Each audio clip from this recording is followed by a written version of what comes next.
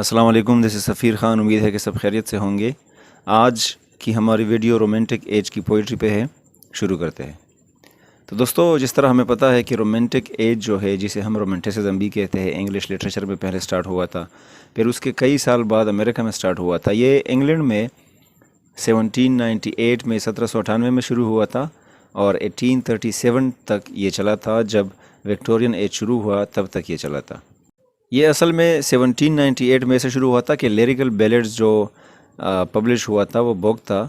اس میں کچھ پوئمز تھے ولیم ورڈزورتھ کے اور ایس ٹی کولرج کے. تو ان دونوں نے جب وہ پبلش کیا تو اس کے بعد رومانٹک ایج کا شروعات ہو جاتا ہے. اصل میں بعض لوگ یہ کہتے ہیں کہ یہ 1790 کے بعد سٹارٹ ہے، کیونکہ 91 to 3 میں ایس ٹی کولرج لکھ چکا ہے. اس کے پوئم سٹارٹ سے ہی رومانٹک تھے، تو اس کے جو کریکٹرسٹکس ہے وہ رومانٹسزم کے اندر آ جاتے ہیں. اب رومانٹسزم کی جو ڈیفینیشن ہے وہ اس طرح کیا جاتا ہے کہ یہ نیچر کو سیلیبریٹ کرنے کا ایک کریکٹرائزڈ ٹائم ہے، اور کامن مین کی بات ہوتی ہے اس میں، اور انڈیویجول ایکسپیرینس کی بات ہوتی ہے، اس پہ توجہ دی جاتی ہے. اور آئیڈیلائزیشن اس میں ہے کہ آئیڈیل جو چیزیں ہے، بڑی اور مہان جو چیزیں ہے، ہولی جو چیزیں ہے، اس پہ بات ہوتی ہے. اور اس میں آئسولیشن کو امبریس کیا جاتا ہے، قبول کیا جاتا ہے، اور میلانکلی وغیرہ کو، اگر آپ سیڈنس وغیرہ میں ہے تو اس کو آپ امبریس کرتے ہیں، قبول کرتے ہیں اور اپریشیٹ کرتے ہیں. سو یہ نیو کلاسیکل وغیرہ ایج کی طرح نہیں تھا، یہ اس کے خلاف اٹھا تھا، کیونکہ وہاں فارم پہ، اسٹائل پہ، ان چیزوں پہ توجہ دی جاتی تھی اور امیجنیشن کو بہت زیادہ اگنور کیا جاتا تھا. تو رومانٹسزم جو ہے اور اس کے خلاف کام کر چکا ہے. اب اس ایج کے اگر کریکٹرسٹکس بھی بات کی جائے تو سب سے پہلا جو کریکٹرسٹک ہے وہ بیک فرام سیٹ رولز ہے، کیونکہ نیو کلاسیکلز میں جو رولز ان لوگوں نے بنائے تھے کہ آپ کی رائمنگ سکیم نہیں ہے تو آپ کی پوئٹری خراب ہے. اور ادھر ہم پوئٹری کی ہی بات کرتے ہیں. اگر آپ لوگوں کو پتہ ہو تو رومانٹک ایج جو ہے اس میں پروس پہ نہ ہونے کے برابر کام ہوا ہے. اس میں کچھ ہی ایسیز پبلش ہوں گے فیمس چارلز لیم وغیرہ کے، باقی جتنے بھی رائٹر لکھ چکے ہیں وہ پوئٹری ہی لکھ چکے ہیں. سو اس میں جو رولز وغیرہ ہے اس کو اگنور کیا جاتا ہے. سیکنڈ جو کریکٹرسٹک ہے وہ انٹرسٹ ان رورل لائف ہے. اس میں کلبز، کافی ہاؤس ہے، سوشل اور پولیٹیکل لائف پہ بات ہوتی ہے. جو ایک قصبے کی باتیں ہے، جو ایک گاؤں کی باتیں ہے، وہ اس میں شیئر کی جاتی ہے، اور رائٹرز، پوئٹس جو ہے وہ اس پہ بات کرتے ہیں. کامن لائف کو بہت زیادہ ڈسکس کیا جاتا ہے. کامن لائف کو، شیفرز کو، یا ہیومینیٹیرینزم پہ بات ہوتی ہے، اس کی فیلنگز پہ بات ہوتی ہے کہ انسان کے اپنے فیلنگز کیا ہے. اور فورتھ جو کریکٹرسٹک ہے وہ love of liberty and freedom ہے. وہ ریبل تھے ان چیزوں کے، ٹائرنی کی اور برٹیلٹی کے خلاف وہ آواز اٹھاتے تھے، جس طرح شیلے ہے، جس طرح ولیم ورڈزورتھ نے بات کی ہے فرینچ ریولوشن کے خلاف. تو یہ لوگ آزادی پسند تھے اور اسکیپسٹ تھے. وہ ریالٹی کو اتنا زیادہ ایکسیپٹ نہیں کرتے تھے، وہ ریئلسٹک نہیں تھے، ریئلسٹ نہیں تھے. وہ escape to the middle ages. Middle ages جو چوسر اور اس کے پہلے جو ایجز ہے اس میں یہ جانا چاہتے تھے. وہ جو ایموشنل سینس ہے وہ سمجھتے تھے کہ وہ ادھر ہی اس کو سیٹسفیکشن مل سکتی ہے، کیونکہ اس زمانے میں جس زمانے میں وہ رہتے تھے اس میں یہ ساری افراتفریہ بہت زیادہ ہوتی تھی. امریکن ریولوشن، فرینچ ریولوشن سے بھی یہ لوگ بہت زیادہ متاثر ہوئے تھے. اور سیکس جو کریکٹرسٹک ہے وہ پریڈومیننس آف امیجنیشنز اینڈ ایموشنز ہے.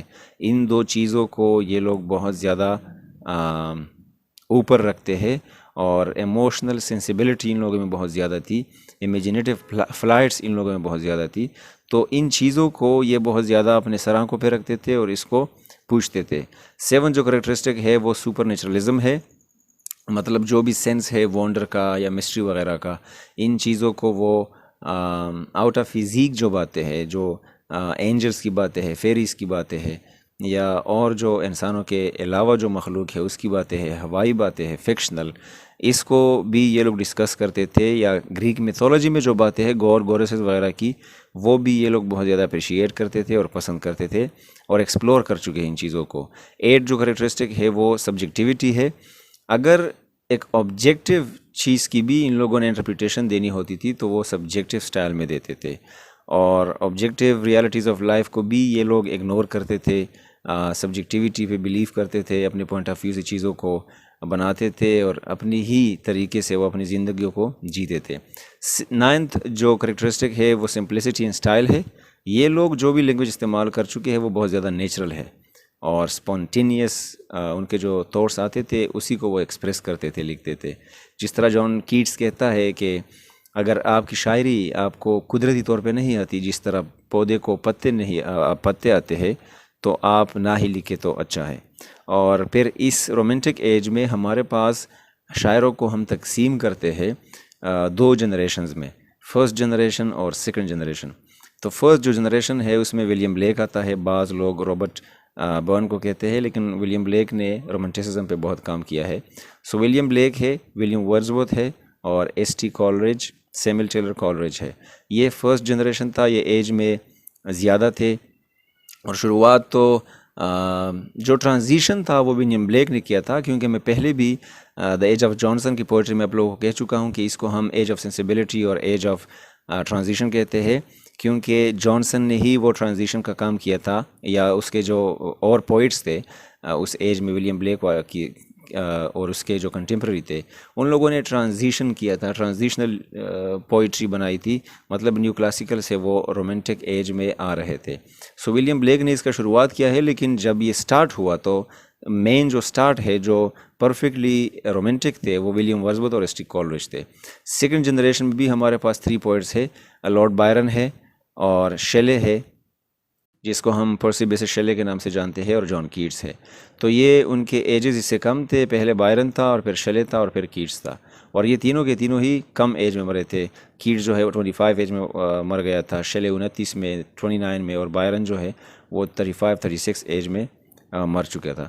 اب رومانٹک ایج جو ہے وہ بہت زیادہ انفلوئنس چھوڑ چکا ہے پوری دنیا کے لٹریچر پہ۔ تو اس میں 2 فیمس انفلوئنسز ہے انگلش رومانٹسزم کے۔ پہلا رابرٹ برنز ہے، جو اسی ایج میں لکھ چکا ہے، اور اس کو رشیا میں پیپلز پوئٹ کہا جاتا ہے، کیونکہ سوویت یونین وغیرہ جو سوویت رشیا ہے اس میں ان لوگوں نے اس نے ٹرانسلیشنز کیے تھے رشین لینگویج میں، تو لوگوں نے اس کو بہت اپریشیٹ کیا تھا، پسند کیا تھا، تو اس کو رشیا میں پیپلز پوئٹ کہا جاتا تھا۔ دوسرا لارڈ بائرن ہے، ان کے بہت زیادہ انفلوئنسز ہے رشین پوئٹس پہ، بہت سارے پوئٹس ہیں جو لارڈ بائرن کے ہیرو کو، کریکٹرز کو، اور ان کے سٹائل کو کاپی کرتے تھے، پسند کرتے تھے، اور وہ ان سے انفلوئنس تھے۔ سو آئی ہوپ کہ رومانٹک ایج کی پوئٹری آپ لوگ سمجھ گئے ہوں گے۔ اگلی ویڈیو تک اپنا بہت سارا خیال رکھے۔ Thank you very much.